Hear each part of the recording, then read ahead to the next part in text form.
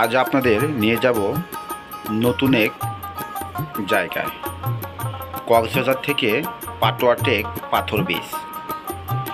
অত্যন্ত সুন্দর মনোরম একটি পরিবেশ, যেখানে গেলে আপনি একই সাথে সমুদ্রের নীল পানি, পাহাড়, পাথর সব একসাথে দেখতে পারবেন। তার নামই হচ্ছে পাটোয়া টেক পাথর বীচ। এটা টেকনাফ মেইন ড্রাইভের রোডে। আপনাকে এখানে যেতে গেলে আসতে হবে ডলফিন মোড়ে। কক্সবাজারের যে ডলফিন মোড়টা আছে সেখানে আসতে হবে।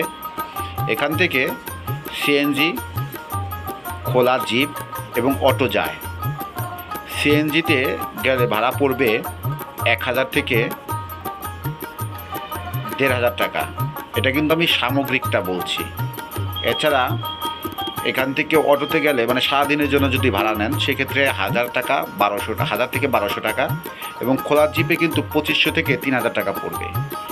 আর আপনি যদি বাজেট ট্রিপ করতে চান, যে কক্সবাজার থেকে সরাসরি পাটোয়া টেক বিচে যাবেন, সেক্ষেত্রে আপনি মাত্র 120 টাকায় কিন্তু ঘুরে আসতে পারবেন এই পাটোয়া টেক যে পাথর বীচটা আছে সেখানে।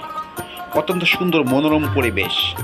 এখানে গেলে আপনি একই সাথে 3 ধরনের সৌন্দর্য উপভোগ করতে পারবেন।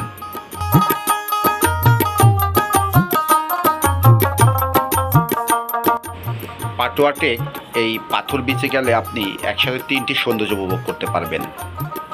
একটা হচ্ছে সমুদ্র ঠিক অপোজিটেই রয়েছে বিশাল একটি পাহাড়। পাহাড়ের গা ঘেঁষে নেমে এসেছে একটি সুন্দর রাস্তা, মেইন ড্রাইভ রাস্তা, এবং রাস্তার পাশেই কিন্তু এই বীচটি, যে বীচে অসংখ্য ছড়িয়ে ছিটিয়ে রয়েছে প্রবাল পাথর। সেন্ট মার্টিন যারা যাওয়া হয়নি তারা এই বীচটি ঘুরে দেখতে পারেন। একই সাথে পাহাড় এবং সেন্ট মার্টিনের যে প্রবাল পাথর, সেই পাথরগুলো এখানে পাবেন, এবং সমুদ্রের যে নীল পানি সেটা কিন্তু এখানে আপনি উপভোগ করতে পারবেন। পর্যটকদের কাছে এই বীচটি অত্যন্ত জনপ্রিয় হয়ে উঠেছে। এখানে এখন প্রচুর পরিমাণে ভিড় হয়। পাটোয়া টেক এই বিচে আপনি সারা দিন কাটাতে পারবেন, এত সুন্দর একটি বিচ। এবং এই বিচে অসংখ্য কাঁকড়াও দেখতে পারবেন। যদিও এগুলি আমাদের প্রাণী সম্পদ, এগুলো কেউ ধরবেন না। তো এখানে আসলে অটোমেটিকলি মনটা ভালো হয়ে যাবে। এই পাটোয়া টেক বিচ যারা সেন্ট মার্টিন ঘোরেননি তারা এই বিচে আসতে পারেন। এই বিচে আসলে কিন্তু আপনি সেন্ট মার্টিনের যে সৌন্দর্য সেটা উপভোগ করতে পারবেন। একই সাথে পাহাড়, একই সাথে পাথর সহ যে বীচ, এই প্রবাল পাথরগুলো কিন্তু আবার জোয়ার ভাটার সময় একবার ডুবে যায়, একবার বের হয়ে আসে, জাগ্রত হয় আর কি। তো আপনারা জোয়ার ভাটাটা সম্পূর্ণ দেখবেন, আশা করি ভালো লাগবে। নতুন ভিডিও নিয়ে আবার আপনাদের সামনে আসবো। ধন্যবাদ সকলকে।